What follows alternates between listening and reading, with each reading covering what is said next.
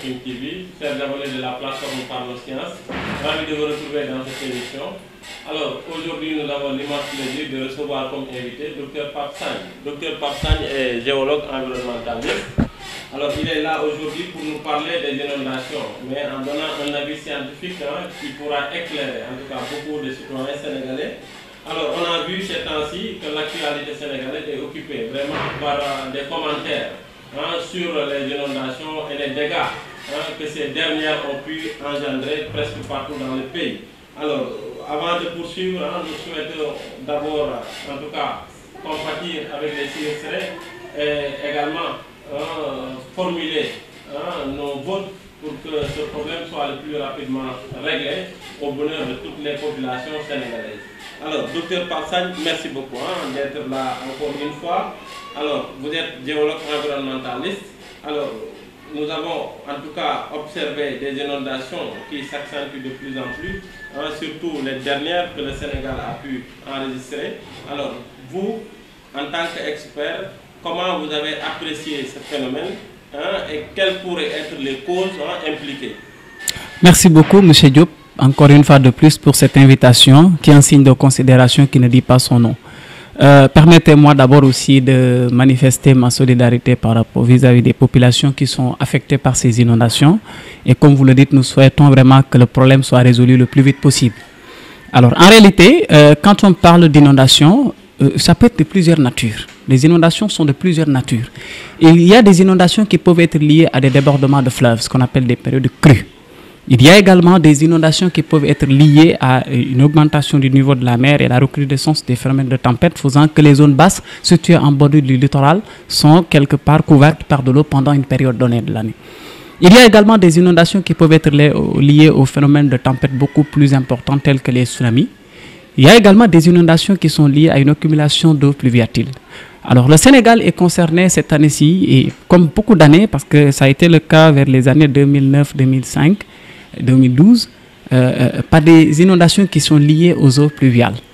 Alors, les causes sont vraiment très variées. C'est-à-dire que ces inondations sont la conjonction de plusieurs facteurs. Il y a des facteurs qui sont d'ordre climatique. Il y a des facteurs qui sont, par exemple, d'ordre topographique. Il y a également des facteurs qui, en quelque sorte, viennent aux installations. Alors, en ce qui concerne d'abord le problème d'installation, c'est là où se situe le principal problème. Même s'il y a un retour pluviométrique qui est notoire vraiment pendant ces années, et notamment après la sécheresse des années 70 jusqu'en 90, c'est en 2000 qu'on commence à assister vraiment à un retour pluviométrique. Mais cette année-ci, vraiment, on a enregistré une intensité beaucoup plus forte avec des cumuls de fortes pluies sur des périodes très courtes qui sont vraiment favorables à l'accumulation des eaux au niveau donc de certaines zones. Mais cela se fait sur la base, en tout cas, de l'occupation. Par exemple, on a occupé des zones qui sont des non-aedificandi. C'est quoi ces zones? C'est des zones qui sont caractérisées par une topographie basse. Par exemple, on les appelle des bas-fonds. Et ces zones-là sont favorables à une convergence des eaux issues du ruissellement et venant de plusieurs autres zones qui sont des zones environnantes. Et dans la plupart des cas, c'est des zones également où la nappe phréatique est affleurante. Ça veut dire que le niveau piézométrique n'est pas très profond. À quelques mètres, donc, on rencontre la nappe. Ce qui fait que quand ça pleut, une petite quantité, ça recharge un peu les choses et que le niveau piézométrique arrive à la surface, ce qui fait que l'infiltration pose problème. Il y a également la manière d'occuper le sol qui, en quelque sorte, diminue la capacité d'infiltration de certains sols. Par exemple, au niveau des constructions, la manière dont les gens construisent, si vous les regardez, dans la plupart des cas, ça ne respecte pas les normes de l'urbanisation. Ce qui fait maintenant... Il y a également la nature du sol, c'est ce que je voulais venir après d'avoir parlé un peu de cette manière d'occuper. C'est-à-dire qu'il y a des zones où vraiment le sol est favorable à une forte capacité, à une forte rétention d'eau. C'est le cas des sols argileux. Vraiment, que vous avez dans pas mal de secteurs ici à Dakar, et vraiment qui sont favorables à une accumulation de l'eau dans ces zones. À cela s'ajoute maintenant le problème du drainage des eaux pluviales, parce que il y a un manque de canalisation dans certaines zones. Sinon, les canalisations ne sont pas adaptées. Il y a également le comportement de la population qu'il faut déplorer vraiment dans certains cas, parce qu'il y a des zones où vraiment les canaux sont normaux, mais avec le mauvais comportement des populations, on trouve parfois des déchets qui viennent vraiment réduire, qui sont déposés dans ces canaux et qui réduisent en réalité leur diamètre, faisant qu'il faut beaucoup plus de pression pour faire passer de l'eau. Et donc ça, c'est des facteurs que nous pouvons en réalité citer pour expliquer ces inondations. Absolument. Merci beaucoup, Dr Sagne, d'avoir bien, en tout cas, parlé de ces causes. Alors, vous l'avez dit, il y a le facteur climatique. Alors en quoi les changements climatiques peuvent, en tout cas, être à l'origine des inondations ou bien peuvent, en tout cas, accentuer le phénomène dans certaines zones, parce que c'est un peu lié à la nature. Et on a vu que ces temps-ci, vraiment, les fortes pluies qui se sont abattues sur le territoire sénégalais, alors ne sont pas régulières. J'ai entendu à la télé quelqu'un dire que depuis 1975, le Sénégal n'avait pas encore enregistré de telles pluies. Ça veut dire que la nature est en train également de dicter sa voie. Mais la NACIM aussi avait donné des prévisions. Est-ce que aussi les mesures d'atténuation ont été mises en place? Voilà. Merci beaucoup. Comme vous l'avez dit, la question climatique est une question clé dans le problème des inondations. Il faut comprendre d'abord ce qu'on appelle le changement climatique. On va revenir un peu sur la définition. Il y a des définitions qui sont purement scientifiques, mais on a des définitions qui sont plus ou moins politiques. C'est celle qui est donnée par la Convention cadre des Nations Unies sur les changements climatiques. Et donc, cet organisme dit que le changement climatique, c'est la modification de l'état de l'atmosphère, n'est-ce pas, qui est attribuée directement ou indirectement à une activité humaine et qui vient s'ajouter à la variabilité climatique qui existait. Alors, l'une des manifestations du changement climatique, c'est la recrudescence des phénomènes extrêmes. Qu'est-ce qu'on appelle un phénomène extrême? C'est en fait des phénomènes qu'on n'a pas l'habitude d'enregistrer, sinon avec une amplitude beaucoup plus faible et une fréquence beaucoup plus réduite. Alors, on a constaté par exemple, on l'avait dit l'autre fois, à la recrudescence des houles de tempête au niveau du littoral, qui en partie pouvaient être liées à cela. À cela également, on ajoute, d'après les experts, que les fortes pluies constituent également, seraient parmi les manifestations du changement climatique. Et ce que l'on constate, c'est qu'on a des pluies d'une grande quantité qui se concentrent sur une période très courte. C'est là où se situe le problème. Par exemple, on donne l'exemple concret, même si je n'ai pas les chiffres en tête, la quantité d'eau qui a été enregistrée entre le 5 et le 6 septembre de cette année-ci pourrait être égale ou serait très proche des quantités qui, d'habitude, on enregistrait sur une saison. Et si ces phénomènes-là se répètent sur une courte période, en réalité, c'est favorable à une accumulation forte des eaux. Absolument. Si le réseau d'assainissement, en réalité, n'est pas adapté, ou si on a occupé les zones favorables à cette association d'eau. Donc, ça veut dire que la question climatique est une question clé. Et il faut comprendre que on s'attend davantage quand même, ce n'est pas pour inquiéter, mais c'est la réalité, on s'attend à la recrudescence de ces phénomènes si des efforts très concrets n'ont pas été faits pour réduire les émissions de gaz à effet de serre qui sont en grande partie responsables de ce changement climatique. Et souvent, nos pays, c'est des pays qui subissent absolument. Nous devons plus même mettre l'accent sur des mesures d'atténuation, sachant que tout à fait. C'est vrai, peut-être on peut contribuer à la pollution, mais nous sommes, en tout cas, nous faisons partie de ceux qui subissent le plus les conséquences de ces changements climatiques. Très bien. Voilà. En réalité, comme vous l'avez dit, il y a deux manières de faire face au changement climatique. Il y a ce qu'on appelle l'atténuation. Et cette atténuation, c'est la limitation des gaz à effet de serre qui sont responsables de ce phénomène de changement climatique. Mais à côté de l'atténuation, et quel que soit le degré d'atténuation que nous allons faire, d'ici beaucoup d'années, nous allons continuer à subir les conséquences du changement climatique. Ce qui fait qu'en réalité, il faut que des stratégies d'adaptation s'imposent. Et comme vous l'avez dit à l'entame de vos propos, par exemple, quand un système d'alerte sonne que nous avons un signal qui est passé au rouge, ça veut dire qu'il y a un danger qui est là, il y a des risques. Et l'ANACIM avait annoncé qu'on s'attend cette année-ci, en réalité, à un démarrage précoce de la saison des pluies avec des quantités énormes. Ça veut dire maintenant qu'à ce niveau-là, les mesures devraient être anticipées. On devrait pouvoir anticiper parce que, on le dit, il faut mieux prévenir que guérir. Absolument. Donc les mesures correctives devraient être anticipées en réalité. Et que vraiment la question climatique, c'est une question extrêmement importante. Qui fait que, puisque c'est un problème plus ou moins naturel, c'est l'adaptation qui s'impose. Et il y a plusieurs manières d'adapter, donc on peut après dans l'avenir s'exprimer là-dessus. Merci beaucoup, Dr Sagne, pour ces éclaircissements. Alors, déjà, déjà, le problème est là. Hein. Au moment où nous faisons cette émission, il y a beaucoup de Sénégalais, des milliers de Sénégalais. Hein. J'ai vu dans le bilan 16 000, plus de 16 000 Sénégalais qui sont aujourd'hui sinistrés, qui vivent dans les eaux. Alors, quelles pourraient être les solutions? Peut-être après, on va revenir sur le cas de Turbassar. C'est très important. J'ai vu vraiment que l'eau a atteint un niveau très élevé. Et la solution qui est appliquée, en tout cas par rapport à ce que j'ai vu au niveau, en tout cas de l'actualité, c'est tout simplement pomper pour essayer de diminuer. Sachant qu'il y a une nappe qui est un peu affleurante. Et avec, voilà, là je vous laisse un peu poursuivre.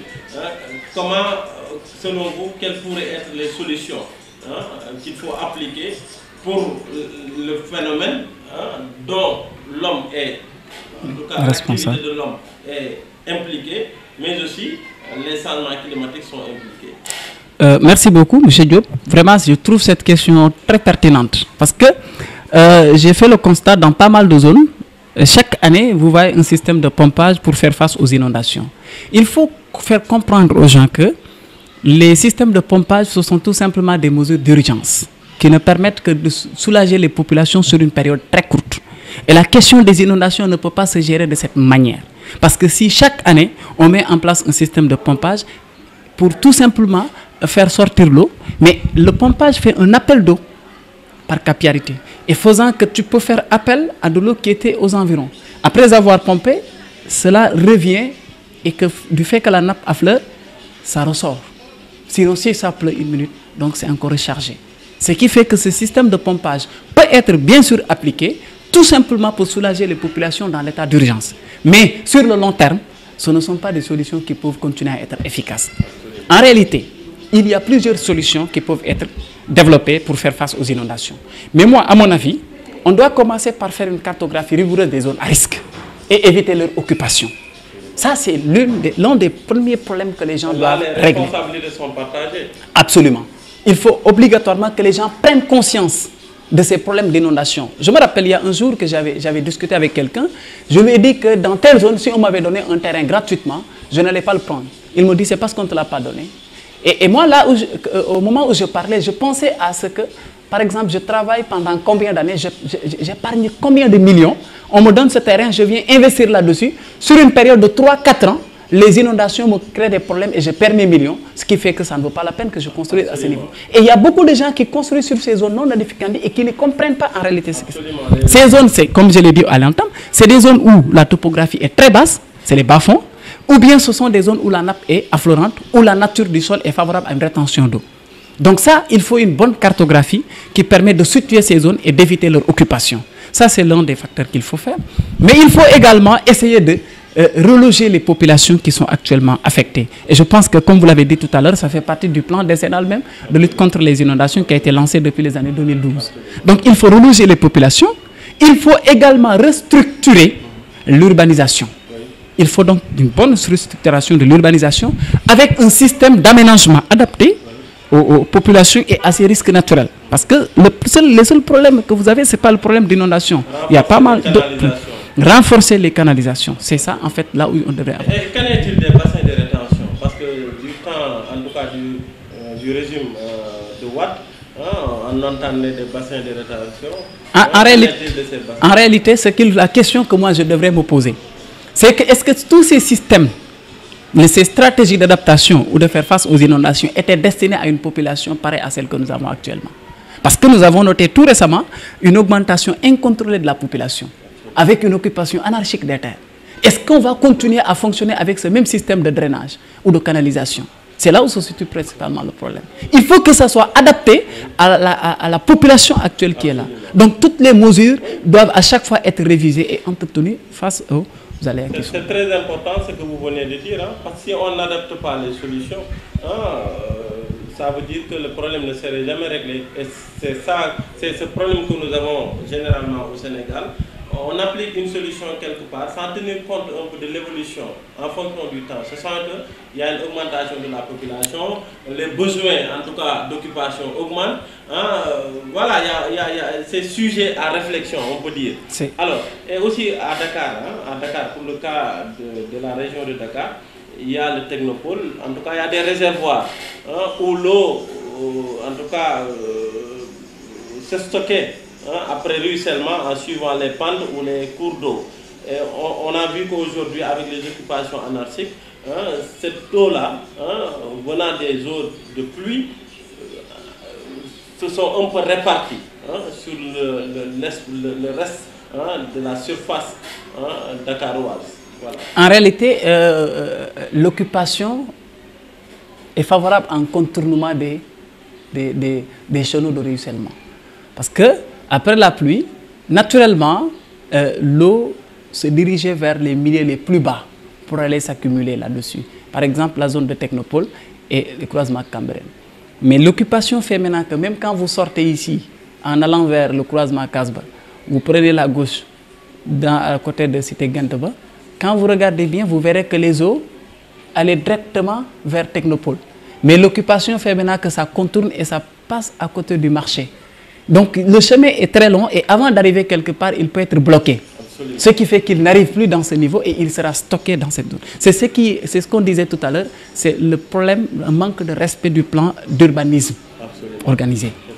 En réalité, c'est ça le problème. Donc il faut que les constructions soient adaptées et respectent tous ces normes-là. Il faut également que les gens respectent, en tout cas, les prévisions scientifiques. C'est très important parce que si on a des experts qui étudient le phénomène et qui donnent des prévisions, il faut que, en tout cas, les responsables puissent, en tout cas, tenir compte de ces informations et prendre les mesures qu'il faut. Absolument. Parce que cette situation que nous vivons, on peut dire que ces fortes pluies-là étaient déjà, en tout cas, annoncées, en quelque sorte. Et aujourd'hui, le phénomène est là, les gens vivent sous les eaux.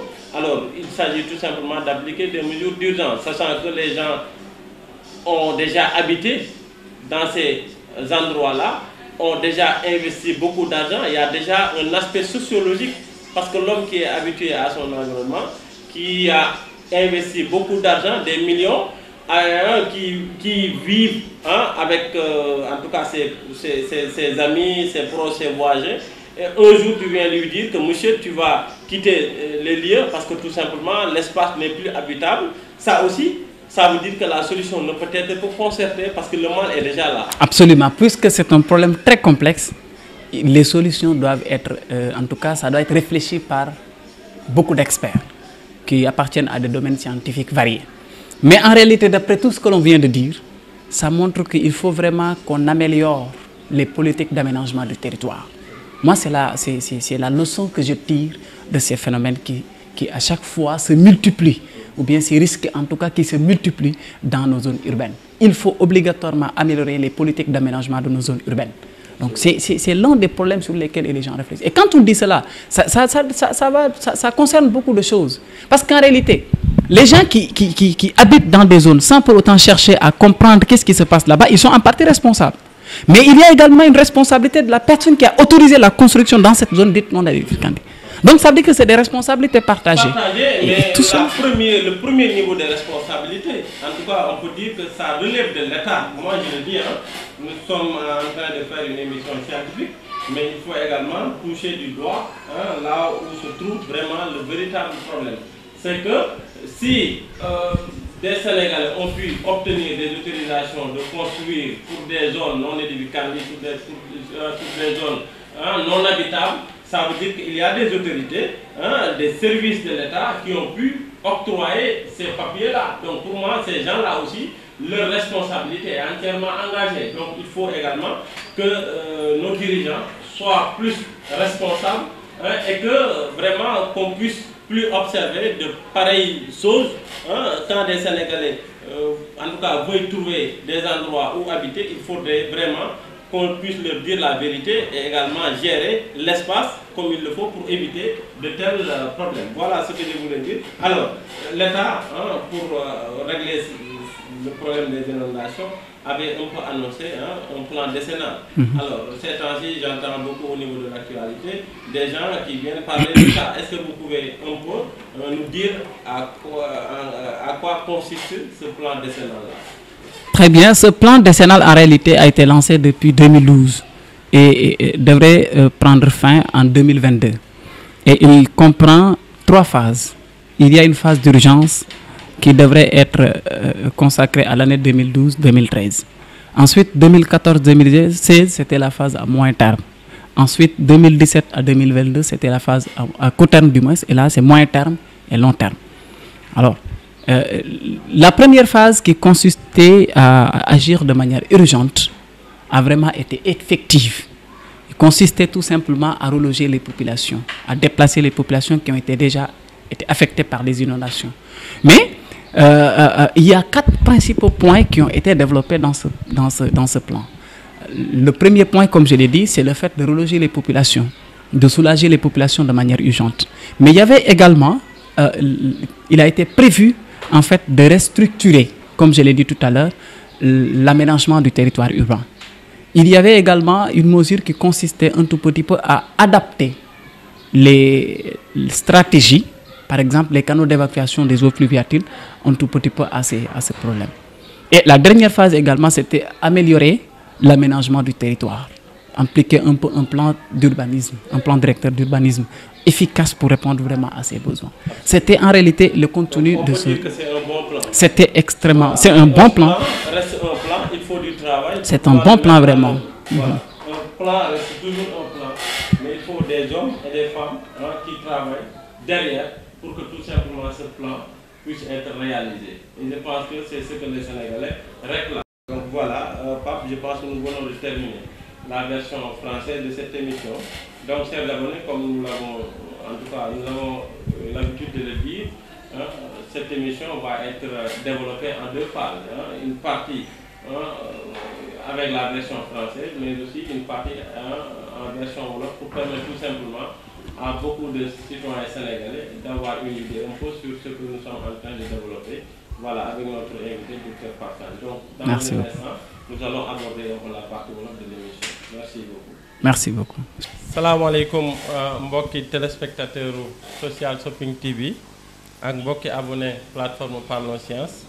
Tey ñi nga am mbégte di leen dalalaat ci émission bi di dalal ku ñuy wax docteur Pape Sagne moom environnementaliste la géologue la donc ñu bëgg a waxtaane tey mbirum inondation yi comme ni ñu ko waxee sànq ci kàllaama tubaab gis ngeen ne fan yi yëpp ci actualité bi sénégalais yi ñu ngi joxe seeni commentaire ci li nga xam ne moo xew ci réew mi dégâts yi nga xam ne inondation yi indi nañ ko ku ci nekk nag mi ngi ciy wax ak niveau ba mu ci mënee waxee waaye comme émission Parlons Science li ko yitteel mooy tout simplement di éclairer nit ñi ci avec des avis scientifiques à travers les profils que nous invitons ici.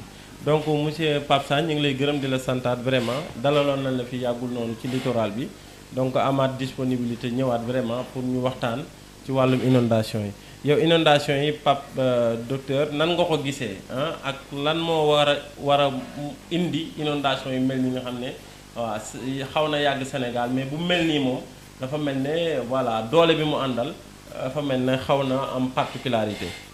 jërëjëf monsieur Diop ñu ngi leen di sant bu baax aussi ci invitation bi di ko rafetlu bu baax tamit ngeen baal ñu masawu d'abord ñi nga xam ne ñoom ñoo am yenn jafe-jafe yi ci wàllum inondation bi ak bu mu ci mën a doon ñu ngi leen di masawu te di ñaan suñu borom subhanahu wa taala mi nga xam ne dara taw ko mu génne leen ci lu gaaw ndax moom rek moom moo ko mën def.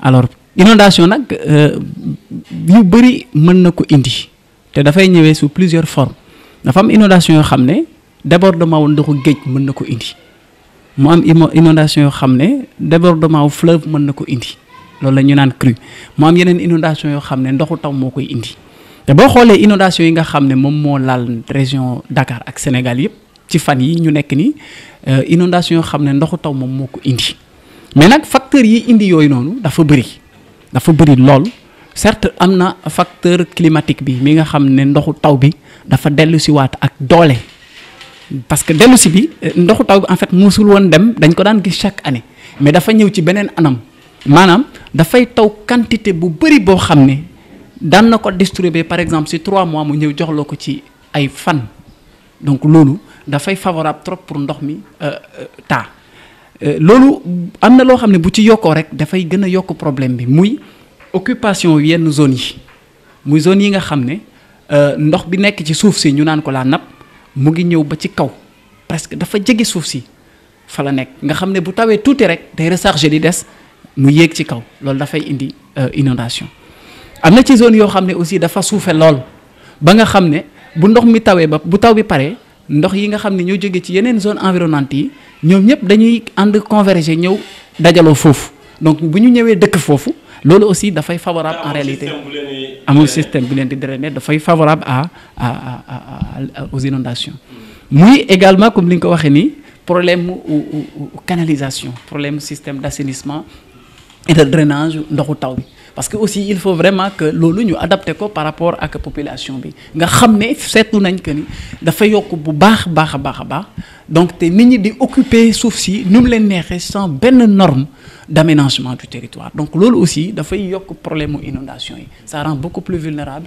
et aux inondations. jërëjëf Pape Sagne ci leeral yi alors bu ñu ñëwaatee un peu ci changement climatique yi gis nañ ne également changement climatique yi mi ngi am ay manifestations yoo xam ne ñu ngi ko indi parce que boo xoolee li mu taw ren wax nga ko sànq bari na li mu taw ci 5 ba 6 septembre taw yu mel noonu xaw nañ ko gëj a gis maa ngi déglu ci actualité bi ñu ne depuis 1975 Sénégal enregistré wul pluie bu mel noonu même bu fekkee loo xam ne réew moo xam ne am na organisation bu leer ak système de drainage bu leer ak infiltration bu leer loolu mën na ko également atténuer ba du indi ay dégâts mais xëy na loolu dafa mel dafa tumuraanke ci réew mi.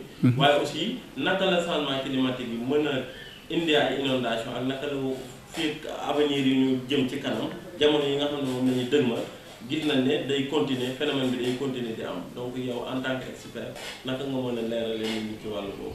merci beaucoup en fait problème climat bi moom problème bu am doole la ci wàllum inondation dañ koy naan c'est une question clé. en fait boo déggee li ñu naan changement climatique ci olof mooy coppite bi nga xam ne moom moo am ci jaww ji te loolu li ko waral mooy yenn activités yi nga xam ne moom la ñuy def muy libérer ay yenn composantes yi ñu naan leen ay gaz ci atmosphère bi nga xam ne moom mooy yokk le pouvoir de réchauffement wu atmosphère bi donc mu def ba day tàngoor gi day yokk léegi tàngoor googu day yokk aussi dafay ànd d'habitude ak yeneen phénomènes yoo xam ne même daan nañ leen gis mais ni ñu leen di gisee doole bi dafa yokku ba pare aussi day gën di ñëw loolu la ñuy naan l'augmentation de la fréquence des phénomènes extrêmes ci loolu am na ci par exemple yoo xam ne dafay laal même géej gi moom yoo xam ne ci taw bi la li nga xam ne moom moo concerné taw bi nag dañuy seetlu bu ñëwee dafay tax ñu sotti ndox mu bari ci fan yu néew loo xam ne mënoon nañ ko sotti par exemple tey xaar ba ñetti fan ñu sottiwaat xaar ba ñeenteeli fan ñu sottiwaat su ko defee balaa beneen taw bi di ñëw day fekk bii mën a dem mais léegi nag lépp lay dajale ci période bu ndaw nga xam ne ndox mi du am temps dem yoonam loolu nag bu àndee ak système de canalisation boo xam ne c'est pas adapté kon day tax ndox mi day taa donc loolu moom la ñu seetlu ci fan yi weesu muy la période du 5 au 6 septembre bi nga wax nii quantité biñ ci enregistré ci taw daanaka sorewul ak li nga xam ne moom lañ daan am ci toute une saison des pluies. ce qui réew mi am na ci bànqaas bi ñuy wax ANACIM bànqaas boobu waxoon na ni saison bi taw yi dina bari loolu. tout à fait donc ñoom également alerté woon nañu. tout à fait alerté woon nañu ci mbir mi parce que gisoon nañ taw yi ne dina bari ren. tout à fait donc ANACIM comme ni nga ko waxee alerté woon na mais xam nga moom système d'alerte moom bu ko defee ba pare rek c'est pas moom mooy faire face maintenant au reste donc bu alerté c'est-à-dire dafay yëgal nit ñi liy ñëw. donc moom da leen di naan lii amaana mën na xew donc jël leen seen matukaay laataa moo ñëw foofu nag nit ñi ñoo war a góorgóorlu xool nan lañ koy gérer mais nit ñi nga xam ne xas nañ ba dëkk ba pare je pense que loolu aussi dina jafe lool ci ñoom pour que ñu faire face à li nga xam ne ci période bii la war a ñëw soreetul donc liñ ci war a gis nag mooy nit ñi ñoo war di jël ay mesures préventives c'est-à-dire dañu war di anticiper ci li nga xam ne moom moo war a ñëw avant que problème di déclaré wu donc nit ñi dañu war di jël seen temps mais li ñu seetlu ren ji vraiment quel que soit annonce bi nga xam ne ANACIM def na ko amul benn jumtukaay boo xam ne def nañ ko avant saison des pluies bi ñëw. absolument donc loolu moom problème nit ñooñu nag am na organisation boo xam ne moo leen di régir. am na responsabilité wu état am na responsabilité commune am na responsabilité nit ki ci boppam. ci këram waaye boo xoolee inondation yi ni mu demee nit ñi ci seen bopp de manière simple. ñoom mënuñu woon am solution ci mbir mi état rek mu mënoon a jël ay mesures yoo xam ne mën na def effet pour wàññi ni affaire parce que boo jëlee kaaw Kër Massar nga gis ndox mi ni mu eggee yenn niveau yi ça veut dire que loolu ci wàllu nit citoyen simple dana jafe pour mu mën koo lijjanti. tout à fait waaye état moo war a xam ne am naa bànqaas boo xam ne avis scientifique la ma jox war naa jël les mesures mu teel a jël les mesures pour mën a wàññi atténuer mbir mi waaye gis nañ ne côté boobu sooxe am na fa bon dëgg rek la yàlla bëgg pour wax dëgg état bi foofu moom sooxe nañ fa parce que comme ANACIM alerté woon nañ waroon nañ en tout cas góorgóorlu ba phénomène bi même bu fekkee du dem parce que gis nañ ne yombul aussi parce que taw yi bare na mais au moins lu bari mënoon naa wàññeeku dégâts yi bari mënoon naa wàññeeku ci kaw ñu jëloon mesures yi nga xam ne waroon nañ ko jël donc di wax ne rek tout à fait en fait loolu nga wax lu am solo la en réalité nañu jàpp ne c'est des responsabilités yu partagées c'est-à-dire maanaam nit ku nekk da nga ci am wàll parce que Sénégal dans son code de l'environnement dafa wax ne nit ku nekk am na droit à un environnement sain mais ce droit est assorti d'un devoir de protection de l'environnement bi nga xam ne ñëpp la war depuis ki nekk ci état bi ba citoyen lambda bi quel que soit son statut donc ñëpp ci war a jàpp mais ku nekk dafa am sa solution fi mu yem maanaam sa mën-mën dafa am fu mu yem alors question d'inondation yi bu ñëwee mënuñu jël lépp aussi sànni ko état parce que daf ci am foo xam ne état góorgóorlu na def système d'adaptation bi maanaam def na ay canaux même su fekkee canaux yi xëy na am na zone yoo xam ne laalu fa wala xëy na am na zone yoo xam ne am nañ fa ay failles ndax ni mu waroon demewu fa na am na côté boo xam ne aussi même su amee population bi seen taxawaay rafetul ci canaux yi parce que da ngay dugg ci koñ yoo xam ne da ngay gis mbalit mu bëri ñu sol ko ci canaux yi ba nga xam ne dafay wàññi diamètre bi su tawee ndox mi day am problème pour romb mbalit moomu pour jàll loolu aussi nañ ko ñaawlu te nit ñi il faut ñu yeewu ci côté environnement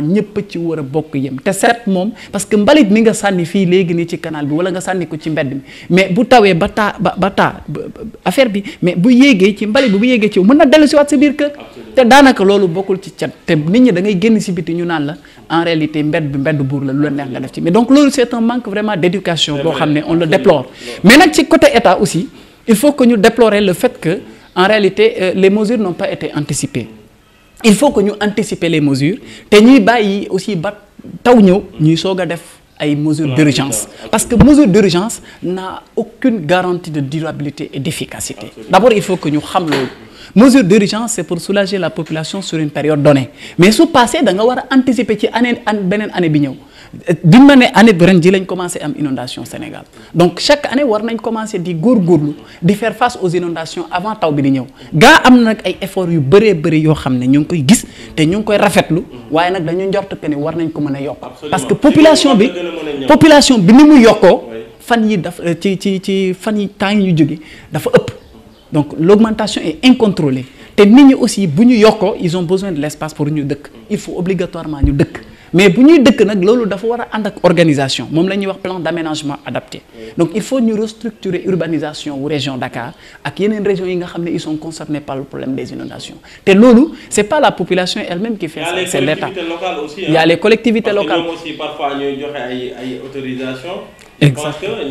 Je pense que même parfois mën nañu def ay di lotisser ay kii loolu aussi je pense que ñoom war nañu zone boo xam ne nit waru faa dëkk ñu bañ a bëgg xaalis waral ko wala leneen waral ko ba wala ay intérêt yoo xam ne ñoom la ñuy gérer waral ñuy jox nit ñi ñuy dem foofu noonu di fa dëkk loolu aussi. tout à fait man su may wax état ñoom ñëpp les élus ñi nga xam ne ñëpp dañ leen a fal démembrement décentralisé exactement donc ñoom am nañ yenn compétences yoo xam ne gérer nañ ko donc yoo xam ne war nañ ci mën vraiment di def face à certaines choses parce que aussi autorisation de construire boo koy joxe da nga war a xam zone bi ngay joxe est-ce que c'est une zone habitable loolu en fait c'est vraiment une chose sur lesquelles les gens doivent pouvoir prendre conscience il faut que war na kooku moo war a gën a gëstu parce que man dama ko wax benn jour ak ku ma doon waxtaanal ma ne ko man de am na zone boo xam du ma tudd turam Ndakaaru ma ne leen suñ ma fa mayoon terrain du ma ko jël mu ne ma dafa fekk mayuñ la fa ma ne ko parce que da nga comprendre am na foo xam ne man en tant que xale bu ndaw nga góorgóorlu di liggéey di dajale par exemple am sa tant de millions yoo xam ne yaa ngi ko liggéey ci ay at yu bëri léegi ñu may la terrain bi nga ñëw jël sa millions yi def ko ca nga def fa ñetti at wala sax mu du ko mat ndoxu taw mi ñëw di xaar bâtiment bi fii di yàqu lu ne di mais ay millions yooyu ngay perdre kañ nga koy dajalewaat li gënoon moon nga dem investir ko feneen jarul nga di ko def foofu ça veut dire que nit ñi ñoo jëlul information que am na foo xam ne nit waru fa dëkk donc il faut là aussi que nit ñi bàyyi ci xel bu baax a baax napp bi aussi parfois nga ko xam ne napp bi dafa zone yi nga xam ne nit waru fa dëkk mooy zone yi nga xam ne nappe bi soriwul wax nañ ko ci suñu démarrage wala zone yi nga xam ne dafa suufee waaye ba pare amul réseau d'assainissement bu leen gunge donc yooyu zone yooyu nit waru fa nangoo dëkk te da nga war a xool expert wala nga jàng wala nga laajte parce que tamit ak réseaux sociaux yi nii mu développé léegi damaa gis ni ñoo xam dañuy créer ay groupe WhatsApp di ci partager loolu terrain tel lañ bëgg a jënd man am na ñoo xam ne woo nañ ma am pagaay suuf tel laa bëggoon jënd loo ci xalaat mais même boo ci xamul dara sax nga mën a woo koo xam ne ëpp na la ci xam-xam mu mën la wax nii la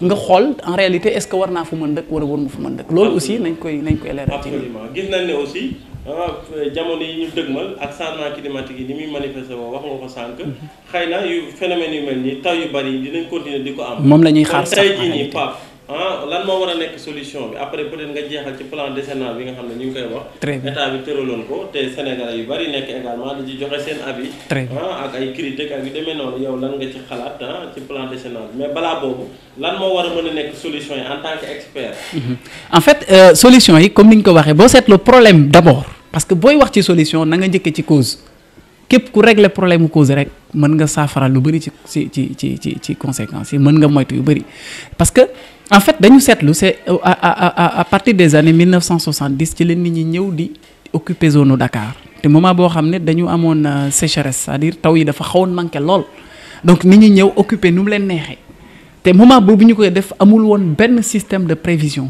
wala boog waajuñu woon donc il faut li njëkk mooy ñu cartographier les zones dañuy wax les zones à risque maanaam zones yi nga xam ne mën na am inondation dañ ko war de cartographier te je pense que experts yu ko mën def ñu ngi ci réew mi buñ ko cartographier ba pare ñu interdire à ce que nit dëkk fa loolu pour li nga xam ne mooy ñëw la mais li nga xam ne moom moo xas ba xew pour population bi ñu fi nekk am na zone yoo xam ne quel que soit réseau d'assainissement boo mën def nappe bi ni mu mel mënoo ci dara ak dëkkuwaay yi ni ñu mel mënoo ci dara donc li gën ci ñooñu mooy dañ leen war a reloger yóbbu leen feneen donc dañ leen war a déloger foofu dem yóbbu leen feneen mais foofu balaa ñu faa dem il faut ñu aménager ko pour leur offrir un meilleur cadre de vie donc loolu mooy peut-être deuxième solution bi nga xam ne mën nañ ko def Sénégal du lu yomb. du yomb moom en réalité. parce que y a un facteur sociologique. exactement Sénégal ak dëkkuwaayam.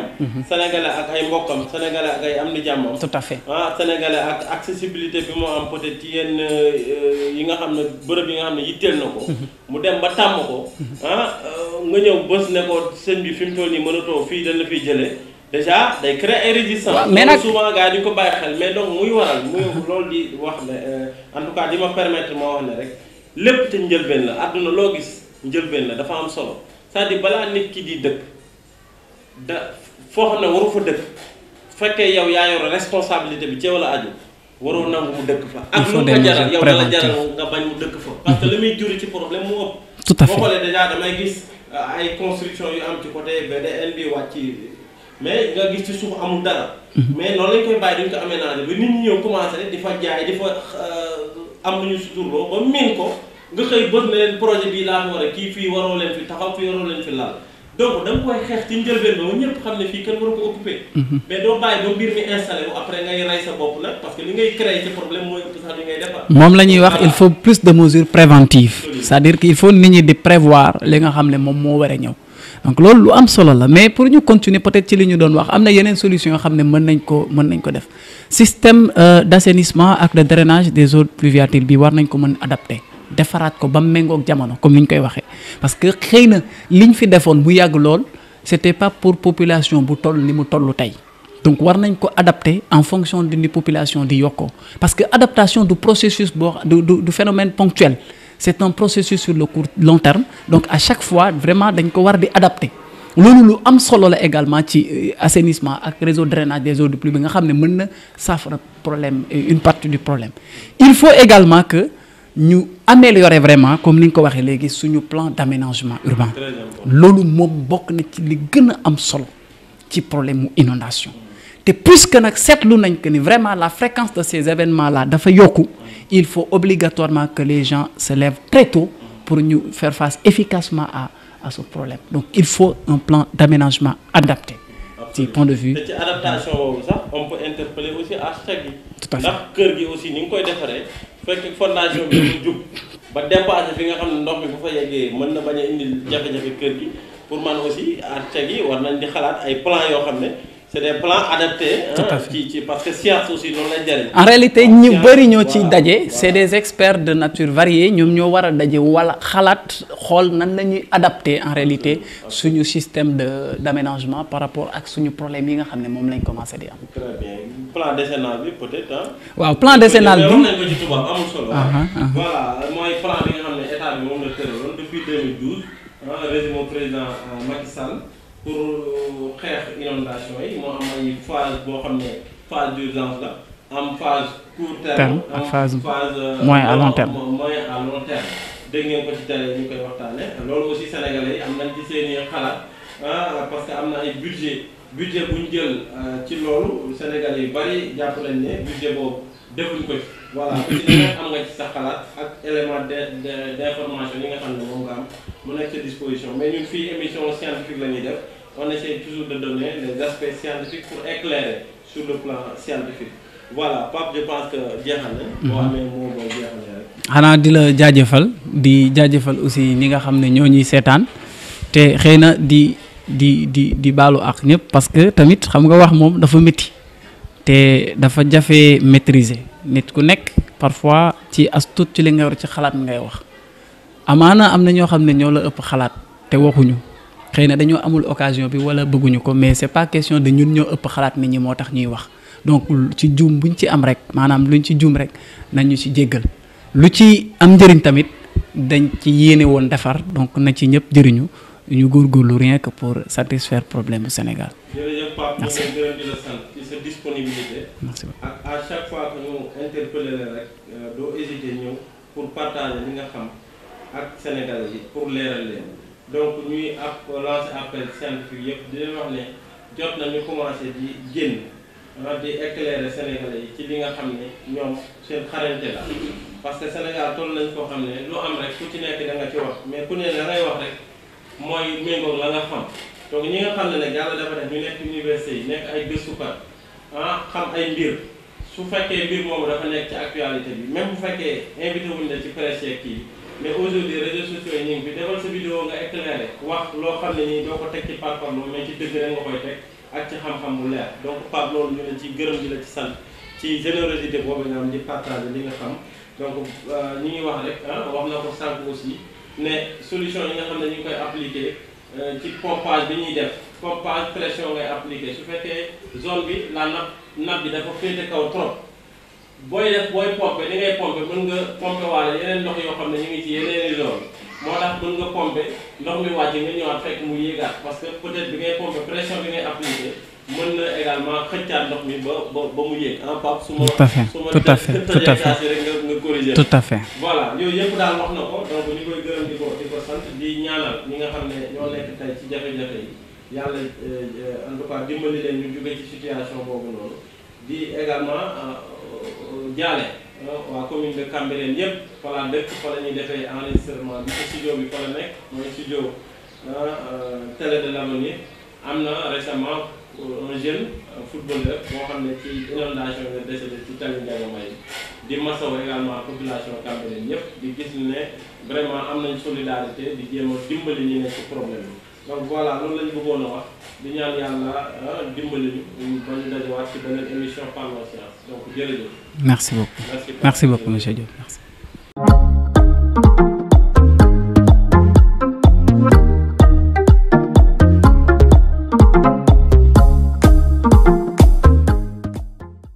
njàkkere jaayum kër wala terrain ci mim réew jeex na fi wala location moo xam appartement wala studio ak social shopping immobilier dañu lay jaayal sa produit cën na mu gën a gaawee tubaar fakal mettre la en rapport ak sunu ay clientèle ñi nga xamante ne dañoo soxla kër wala ñu soxla terrain wala bëgg louer appartement wala studio bu ko defee ñu ñëw sa biir kër daal di lay fotol sa kër wala sa terrain wala sa appartement wala sa studio si ay photo yu leer nañ ak ay vidéo yu doy waar daal di koy posté si sunu page bii di social shopping immobilier bu ko defee yéen ngeen woote ci 77 417 77 40 wala 33 835 08 67 ak social shopping immobilier jaay kër neex na ci réew mi.